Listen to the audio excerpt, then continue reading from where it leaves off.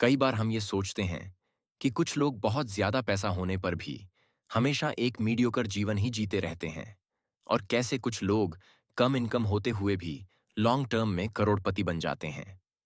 आप चाहे माने या न माने, इस समय पैसे को लेकर जो आप फैसला ले रहे होंगे वो आपके आने वाले कुछ सालों के फाइनेंशियल स्टेटस पर असर डालेगा। जब बात पैसे की आती है तो वरेन बफेट सिर्फ निवेशक नहीं है, वो एक मानसिकता है। बफेट की सबसे बड़ी शक्ति उनका दिमाग है, जो धैर्य, संयम और लॉन्ग टर्म सोच से संचालित होता है। उन्होंने 11 साल की उम्र में निवेश शुरू किया और आज भी वो उसी सादगी से जीते हैं। उनके करोड़ों डॉलर का राज कोई जादुई फॉर्मूला नहीं, बल्कि समय, धैर्य और नियम है। बफेट मानते हैं कि पैसा कमाना एक कला है, लेकिन उसे संभालना एक साइकोलॉजी है। वो कहते हैं, रिच होना और वेल्थी होना दो अलग बातें हैं। रिच वो है जो दिखाता है, वेल्थी वो है जो चुपचाप बढ़ता है। बफेट कभी तेजी से पैसा कमाने के पीछे नहीं भागे। उनका फोकस था compound interest plus consistency plus long term vision. उनकी यही सोच द साइकोलॉजी ऑफ मोनी की आत्मा है।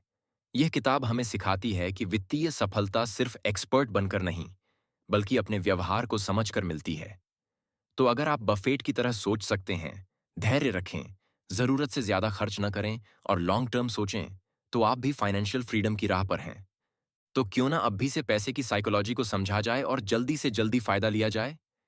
इसलिए आज हम बात करने वाले हैं एक ऐसी ही किताब के बारे में जिसका नाम है द साइकोलॉजी ऑफ मनी, जिसे मॉर्गन हाउसेल ने लिखा है। ये किताब पर्सनल फाइनेंस को ह्यूमन बिहेवियर के लेंस से परखती है। ये कई विषय पर एक ताज़ा नजरिया देती है, जैसे कि बहुत सी पर्सनल फाइनेंस की किताब फोकस करती है ऐसी चीज पर जैसे स्टॉक मार्केट कैसे काम करता है, कैसे स्टॉक सिलेक्ट करें जाएं या एक पोर्टफोलियो बनाया जाए आदि। हाउसेल लोगों और पैसे के बीच की रिश्ता पर फोकस करते हैं, इस पर पकड़ बनाने के लिए कि क्यों लोग खुद को कर्ज के बोझ तले दबाते हैं। आपको ब्याज दर जानने की जरूरत नहीं है, आपको लालच को, सुरक्षा, असुरक्षा को और सकारात्मकता को पढ़ने की जरूरत है। परिचय। अच्छा पैसा होने का आपके स्मार्ट होने से बहुत कम लेना देना है, लेकिन ज्यादा इस बात से लेना देना है कि किस तरह आप बिहेव करते हैं। सही चीजों में एंगेज करें और चांस हैं कि आप सफल हो जाएंगे। इसी तरह से आप में कितनी भी बुद्धिमत्ता, समझ या अंदर की खबर हो, यह आपको गलत व्यवहार से उपजे परिणाम से नहीं बचा सकता है। किताब का हर अध्याय, चैप्टर, एक इंसान को पैसे के प्रति व्यवहार और रवैया, एटीट्यूड को दर्शाता है। कुछ व्यवहार अच्छे नतीजे की गारंटी देते हैं, जबकि दूसरे व्यवहार विफलता के। तो चलिए फिर इस किताब के 12 महत्वपूर्ण पाठों को डिटेल में समझते हैं। पाठ 1। कोई पागल नहीं है। हर एक की एक अलग सोच होती है कि किस तरह यह दुनिया काम करती है। आपका दुनिया को देखने का नजरिया कई हालात, वैल्यूज और बाहरी प्रभावों से प्रभावित होता है। आपके अपने पैसे के साथ पर्सनल एक्सपीरियंसेस का दुनिया में होने वाली घटनाओं से लेना ना के बराबर है, लेकिन 80% इस बात से है कि आप किस तरह सोचते हैं कि दुनिया कैसे काम करती है। कोई भी चीज आपके डर और अनिश्चितता की ताकत को नहीं रोक सकती है, चाहे आप कितना भी पढ़ लें या खुले विचारों वाले हो जाएं। हम सब ये सोचते हैं कि हमें पता है कि दुनिया कैसे काम करती है, लेकिन हम इसे एक पतले से रेशम के बराबर भी अनुभव नहीं कर पाए हैं। अमेरिका में लॉटरी टिकट खरीदने वालों पर गौर करें। कम आय वाले लोग सालाना $400 खर्च कर देते हैं। ये नंबर हायर इनकम वाले लोगों को भी चौंका सकता है। इसे पैसे की एक उम्मीद या ख्वाहिश का नाम देकर कुछ लोग इसको सही ठहरा सकते हैं। बिना खुद को उनकी जगह पर रखे ये जान पाना मुश्किल है कि वो ऐसा क्यों करते हैं। पाठ 2। भाग्य और जोखिम। कोशिशों से आपके नतीजे तय होते हैं, लेकिन किस्मत और जोखिम भी इसमें एक बहुत महत्वपूर्ण भूमिका निभाते हैं। बिल गेट्स उन चुनिंदा हाई स्कूल्स में पढ़े जहां 1968 में कंप्यूटर हुआ करते थे। अगर शिक्षक बिल डूगल की कोशिश नहीं होती, जिन्होंने उस समय एक $3000 का कंप्यूटर खरीदा, तो इसकी संभावना कम है कि बिल गेट्स को वही करियर में सक्सेस मिलती। गेट्स खुद ये चीज मानते हैं कि अगर लेकसाइड स्कूल नहीं होता तो आज माइक्रोसॉफ्ट भी नहीं होता। लेकसाइड में तीन बहुत बहारीन कंप्यूटर स्टूडेंट्स जो आपस में दोस्त भी थे, बिल गेट्स, पॉल एलन और केंट इवांस। केंट इवांस को भी सक्सेस मिलना तय था, लेकिन उनकी ग्रेजुएशन से पहले ही एक दुर्घटना में मौत हो गई। इसे एक दुर्भाग्य के उदाहरण के तौर पर देखा जा सकता है। किस्मत और जोखिम लेना, ये दोनों वो वास्तविकता है जो हर एक की जिंदगी में उसके खुद के प्रयास के अलावा भी उसके नतीजे पर असर डालती है। ये दोनों चीजें होती हैं क्योंकि सिर्फ आपके प्रयासों के दम पर ही आपको 100% नतीजे मिलने के लिए दुनिया बहुत कॉम्प्लेक्स है। किसी ऐसी घटना का जो आपके कंट्रोल में नहीं है, उसका भी आपके ऊपर अच्छा खास प्रभाव पड़ सकता है। पाठ 3, कभी पर्याप्त नहीं। ये एक कहानी है लेखक कर्ट वॉनेगट और जोसेफ हेलर की, जो एक अरबपति के पार्टी में शामिल होते हैं। कर्ट ने कहा कि ये अरबपति एक दिन में उतने पैसे कमा लेता है जितना हेलर अपने लोकप्रिय नॉवल से आज तक नहीं कमा पाया है। हेलर ने कहा, हाँ, लेकिन मेरे पास कुछ ऐसा है जो उसके पास कभी नहीं होगा। वो है काफी। जो आपके पास है उसे खतरों में डालने की कोई वजह नहीं बनती। सबसे मुश्किल फाइनेंशियल स्किल ये है कि आप अपने गोल पोस्ट को मूव ना करने दें। खुद को दूसरे से तुलना करना एक गलती है। वेल्थ और जलन पैदा करने के लिए कैपिटलिज्म अच्छा है, लेकिन सामाजिक तुलना एक ऐसा प्रोसेस है जो कभी खत्म नहीं होती है। आपको इसे सीढ़ी पर हमेशा आपसे ऊपर कोई मिल ही जाएगा। काफी होने का मतलब है आपको ये पता हो कि किस चीज को अवॉइड किया जाए जिसके लिए आपको बाद में पछताना ना पड़े। कई चीजें जोखिम लेने के लायक नहीं होती, चाहे उनसे कितना ही फायदा क्यों ना हो। एक छोटी सी लिस्ट जैसे प्रतिष्ठा, आजादी, दोस्त, परिवार, प्यार और खुशी। जीतने का सिर्फ एक ही रास्ता है कि आप उस खेल का हिस्सा ही नहीं बने। पाठ 4, उलझा कंपाउंडिंग। वॉरेन बफेट के पैसों के पीछे एक साधारण सा तथ्य है। वो सिर्फ एक अच्छे निवेशक नहीं हैं, वो लगातार 75 साल तक एक अच्छे निवेशक रहे हैं। इन्वेस्टिंग उनका स्किल है, लेकिन उनका सीक्रेट है समय। अच्छी इन्वेस्टमेंट हमेशा सबसे ज्यादा रिटर्न्स के बारे में नहीं होती। ये उन अच्छे रिटर्न्स के बारे में है जिनके साथ आप चिपक कर रहे हैं और लंबे समय तक में दोहरा सके। और यहां पर कंपाउंडिंग अपना जादू दिखाती है। पैसा प्राप्त करना और पैसा रखना पूरी तरह से अलग चीजें हैं, और पूरी तरह से अलग मानसिकता और रणनीतियों की आवश्यकता होती है। धन प्राप्त करने के लिए जोखिम उठाने, आशावादी होने और अपने आप को वहां रखने की आवश्यकता होती है। पैसा रखने के लिए इसके विपरीत की आवश्यकता होती है। इसके लिए विनम्रता की आवश्यकता होती है, और यह भय होता है कि आपने जो बनाया है वह आपसे उतनी ही तेजी से छीना जा सकता है। पाठ 5, अमीर बनना बनाम अमीर बने रहना। पैसा पाना और बनाए रखना बिल्कुल अलग चीजें हैं, और इनके लिए बिल्कुल अलग मानसिकता और स्ट्रेटजीज चाहिए। पैसा पाने के लिए जोखिम लेने की जरूरत होती है, पॉजिटिव बने रहने और खुद को इसमें झोंक देने की। पैसा बनाए रखने के लिए जरूरी होती है ठीक इसके उल्टे की। इसके लिए चाहिए विनम्रता और ये डर कि जो आपने कमाया है वो बहुत जल्दी आपके हाथ से निकल भी सकता है। माइकल मोरिट्स, जो एक वेंचर कैपिटलिस्ट है, कहते हैं, हम ये समझते हैं कि आने वाला कल बीते हुए कल जैसा नहीं होगा। हम अभी तक के मिले इनाम पर आराम नहीं कर सकते। हम आत्मसंतुष्ट नहीं हो सकते। हम ये मानकर नहीं बैठ सकते कि बीते हुए कल की सफलता आने वाले कल की सफलता में तब्दील हो जाएगी। एक सर्वाइवल माइंड होने के लिए 3 चीजों की जरूरत होती है। फाइनेंशियल अनब्रेकेबल होने का लक्ष्य बनाएं, इतना सक्षम बने कि मार्केट के उतार चढ़ाव सहन कर सकें और गेम में लंबे समय तक बने रह सकें, ताकि कंपाउंडिंग अपना जादू दिखा सके। प्लान करने के लिए सबसे महत्वपूर्ण चीज है कि कोई भी प्लान आपके प्लान के अनुसार नहीं जाएगा। हर योजना में गलती के लिए जगह रहती है। जितना आपको अपने प्लान को सफल बनाने के लिए एक खास चीज की जरूरत होगी, उतना कमजोर आपका प्लान होगा।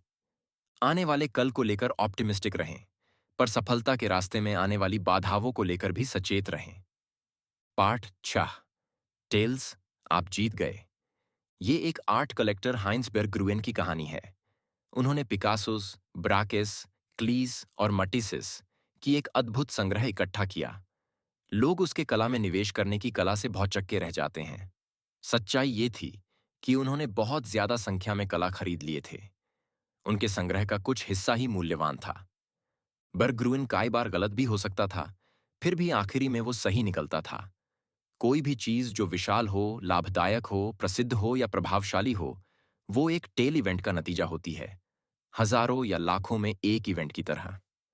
अब हम एक वेंचर कैपिटल मॉडल के बारे में बात करेंगे। अगर एक फंड 100 इन्वेस्टमेंट्स करता है, तो वो 80% फेलियर का अंदाजा लगा रहे होते हैं, कुछ प्रतिशत अच्छा परफॉर्म करने का और 1-2% अच्छे रिटर्न्स का। अगर स्टॉक मार्केट में विनर्स और लूजर्स के डिस्ट्रीब्यूशन पर विचार करें, तो ज्यादातर पब्लिक कंपनीज फेल हो जाती हैं। कुछ ही ठीक ठाक कर पाती है और कुछ होती है जो बहुत अच्छे रिजल्ट्स दे जाती है। जब आप स्वीकार करते हैं कि टेल ही बिजनेस, इन्वेस्टमेंट और फाइनेंस में हर चीज को चलाती है, तो आप ये समझते हैं कि बहुत सारी चीजें गलत जाएंगी, टूटेगी, फेल भी होगी, लेकिन ये बिल्कुल नॉर्मल है। पार्ट 7। वेल्थ वह है जो आप नहीं देखते। वेल्थ वो फाइनेंशियल एसेट है जो अभी तक किसी ऑब्जेक्ट में कन्वर्ट नहीं की गई है। हाउसल बताते हैं कि जब लोग कहते हैं कि वो करोड़पति बनना चाहते हैं, इसका असल में मतलब ये है कि वो $1 मिलियन खर्च करना चाहते हैं। $1 मिलियन खर्च करना करोड़पति बनने से बिल्कुल उल्टा है। वेल्थ और रिच के बीच में अंतर ये है कि लोग जो बड़े घर में रहते हैं और फैंसी कार चलाते हैं, वो रिच है। बड़ी इनकम वाले लोग रिच हैं। वो इस चीज को दिखाते हैं कि वो रिच है। वेल्थ छुपी हुई होती है। वेल्थ वो इनकम है जिसे सेव किया जाता है, ना कि खर्च। वेल्थ का होना है ऑप्शन का होना, फ्लेक्सिबिलिटी का होना और ग्रोथ का होना। वेल्थ का मतलब है वो खरीदने में सक्षम होना जिसकी आपको जरूरत है। पार्ट 8। पैसे बचाएं। एक निश्चित आय स्तर के बाद 3 तरह के लोग होते हैं। एक जो बचाते हैं, यानी कि सेव करते हैं। दूसरे जो सोचते ही नहीं है कि वो पैसा बचा सकते हैं। तीसरे वो जिनको नहीं लगता कि उनको पैसा बचाने की जरूरत है। आपकी सेविंग रेट आपकी आय या इन्वेस्टमेंट रिटर्न्स से भी ज्यादा महत्वपूर्ण है। लोग क्या सोचते और महसूस करते हैं, इसके बारे में चिंता न करें। अपने समय के ऊपर कंट्रोल होना और ऑप्शंस होना दुनिया की सबसे मूल्यवान करेंसी है। फाइनेंशियल डिसीजंस लेते समय बिल्कुल ठंडा होकर न रहे। उचित रहने का लक्ष्य रखें। वाजिब होना ज्यादा रियलिस्टिक है, और इसके साथ लंबे समय तक बने रहने की, जो कि सबसे ज्यादा मायने रखता है। पैसा बनाने के चांसेस समय के साथ बढ़ते जाते हैं। स्कॉट सेगन, जो एक पॉलिटिकल साइंटिस्ट है, कहते हैं, चीजें जो पहले कभी नहीं हुई वो पूरे समय होती रहती है। याद रखें कि बीते कल की परफॉर्मेंस आने वाले कल की परफॉर्मेंस का संकेत नहीं होती है। ब्लैक जैक और पोकर के प्लेयर्स को पता होता है कि वो संभावनाओं के साथ खेल रहे हैं, निश्चितों के साथ नहीं। सबसे बेहतर प्लान ये है कि उन चीजों के लिए प्लान किया जाए जो आपके प्लान के हिसाब से नहीं जाती हो। आप इसको गलती के लिए जगह होना भी कह सकते हैं। ये इकलौता तरीका है सुरक्षित रूप से ऐसी दुनिया को दिशा देने का जो कि अनिश्चितताओं से चलती है, ना कि निश्चितताओं से। ऐसी चीज के लिए तैयार होना या उम्मीद करना बहुत मुश्किल है जिसे आप देख नहीं सकते। तो आप क्या कर सकते हैं? आप ये कर सकते हैं कि आप फेलियर के सिंगल पॉइंट को अवॉइड कर लें, फेलियर के इम्पैक्ट को मिनिमाइज कर सकते हैं।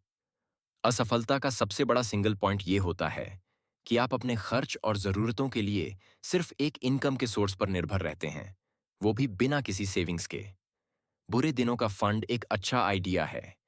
उन चीजों के लिए पैसा बचाएं जिन्हें आप अनुमान या भविष्यवाणी नहीं कर सकते। पाठ 10। आप बदल जाएंगे। हम खुद के फ्यूचर सेल्फ के एक बहुत बुरे प्रेडिक्टर होते हैं। हमारी अभी की जरूरतें चाहते वो नहीं होती हैं जो हमारे फ्यूचर सेल्फ की जरूरतें और चाहते होंगी। लॉन्ग टर्म के लिए सोच पाना और इफेक्टिवली डिसीजन ले पाना बहुत मुश्किल होता है। क्या सच्चाई को स्वीकार करें कि एक इंसान बदलाव होने के लिए ही बना है। आज जो आपके लिए मायने रखता है, हो सकता है आने वाले 10 साल में उसका कोई मतलब ही नहीं रहे। डूबा हुआ लागत, संक कॉस्ट, बीते हुए कल के बुरे फैसले को आगे बढ़ाते जाना जिसकी भरपाई होना अब संभव नहीं है। ऐसी दुनिया में जो लगातार बदल रही है, ये एक शैतान का काम करता है। ये हमारे भविष्य को हमारे अतीत का गुलाम बना देता है। ये उस अजनबी की तरह है जो आपकी जिंदगी के बड़े फैसले लेता है। जैसे कि आपने एक बिजनेस में इन्वेस्ट किया और बुरी तरह फेल हो गए। अब आप इसे जारी रखने का सोचते हैं क्योंकि आप बहुत पैसा लगा चुके हो, बिना ये सोचे कि आगे भी चलकर ये जरूरी नहीं है कि आप पैसा बना लेंगे। जो चला गया वो संक कॉस्ट है। जरूरी है कि हम होने वाले नुकसान से खुद को बचाएं। पैसों के साथ जुड़ी कई चीजों के लिए ये जानना है कि उसकी कीमत क्या है और उसे चुकाने के लिए तैयार रहना। सफल इन्वेस्टिंग एक कीमत मांगती है, लेकिन इसकी करेंसी डॉलर या सेंट नहीं होती। ये होती है अस्थिरता, डर, शंका, अनिश्चितता और पछतावा। ये सारी चीजों को अनदेखा करना आसान है जब तक कि हम असली में इन्हें फेस नहीं कर लेते। बहुत कम लोग में ये कहने का स्वभाव होता है कि ठीक है, अगर मैं अपना 20% पैसा गवा देता भी हूं तब भी मैं ठीक हूं। लेकिन अगर आप अस्थिरता को एक फीस की तरह देखने लगते हैं तो चीजें अलग दिखती हैं। जब आप लॉन्ग टर्म में इन्वेस्ट करते हैं तो आपको शॉर्ट टर्म में मार्केट के उतार चढ़ाव को स्वीकार करने के लिए भी तैयार रहना पड़ता है। पाठ 11। निराशावाद का प्रलोभन।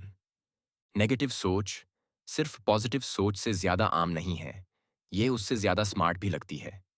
ये आपको बुद्धिमत्ता के तौर पे बंदी बना लेती है और हम इस पर सकारात्मकता से ज्यादा ध्यान देते हैं। अगर आप किसी को ये बताएंगे कि सब कुछ ठीक हो जाएगा, तो या तो आपसे वो दूर निकल लेंगे या आपको उलझन भरी निगाहों से देखेंगे। किसी को ये बताएं कि उन पर खतरा है और आपको उनकी पूरी अटेंशन मिलेगी। डैनियल कानहेमन कहते हैं, ये पॉजिटिव और नेगेटिव एक्सपेक्टेशंस और एक्सपीरियंस के पावर के बीच की असमानता का एक एवोल्यूशनरी हिस्ट्री है। ऑर्गेनिजम्स खतरों को अवसरों से ज्यादा जरूरी मानकर काम करते हैं। उनके जीवित रहने और रिप्रोड्यूस करने के मौके ज्यादा बनते हैं। 2000 में जब तेल के मूल्य बढ़े, कुछ खास तरह से तेल निकालना इकोनॉमिकली संभव हो सका। आवश्यकता आविष्कार की जननी है और मानवता अनंत रूप से इनोवेटिव है। लोग बाधाओं और समस्याओं को नए सॉल्यूशन के साथ जवाब देते हैं। खतरों के साथ समान परिमाण के समाधान भी आते हैं। इकोनॉमिक हिस्ट्री का ये एक कॉमन प्लॉट है जिसे अक्सर नकारात्मक विचारक द्वारा भुला दिया जाता है। प्रोग्रेस धीमी होती है, लेकिन झटके और आपदा जल्दी और ज्यादा प्रभावशाली होते हैं। रातों रात बहुत सारी संधियां होती हैं, लेकिन शायद ही कभी रातों रात चमत्कार होता है। ग्रोथ बनती है कंपाउंडिंग से, जो कि हमेशा समय लेती है। डिस्ट्रक्शन होते हैं फेलियर के सिंगल पॉइंट, जो कि कुछ सेकंड्स में हो जाते हैं, और कॉन्फिडेंस लूज होना वो भी एक झटके में हो जाता है। पाठ 12। कबूलनामा, कन्फेशन। इस लेसन में लेखक कुछ अपने फाइनेंशियल बिहेवियर और विश्वास को हाईलाइट करते हैं।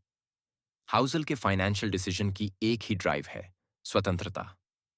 वो कम खर्च वाली एक्टिविटीज में खुशी खोजते हैं, जैसे एक्सरसाइज, रीडिंग, पॉडकास्ट और लर्निंग।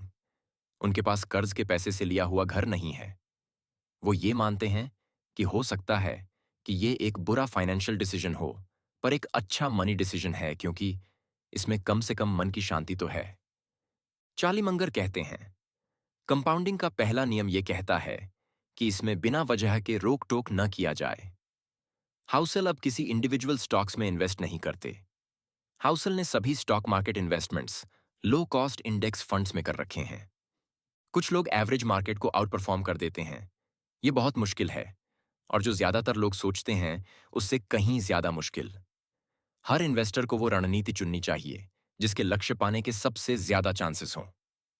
पैसे के बारे में हमारी समझ स्कूल की किताबों से नहीं, बल्कि अनुभव, धैर्य और सही सोच से बनती है। द साइकोलॉजी ऑफ मनी हमें यही सिखाती है कि अमीर बनने के लिए केवल पैसा कमाना काफी नहीं, बल्कि उस पैसे को समझदारी से संभालना भी उतना ही जरूरी है। धन्यवाद दोस्तों। मुझे उम्मीद है कि ये समरी आपको पसंद आई होगी। अगर आपको यह ऑडियो बुक पसंद आई हो तो इसे लाइक करें और अपने दोस्तों के साथ जरूर शेयर करें। मुझे उम्मीद है कि आप किताब के सभी पाठों को अपनी जिंदगी में अपनाकर अपनी लाइफ को और भी बेहतर बना पाएंगे। ऐसी ही और प्रेरणादायक किताबों की ऑडियो समरी सुनने के लिए अभी हमारे चैनल को सब्सक्राइब करें। घंटी का आइकन दबाना न भूलें ताकि हर नई ऑडियो बुक की जानकारी आपको सबसे पहले मिले।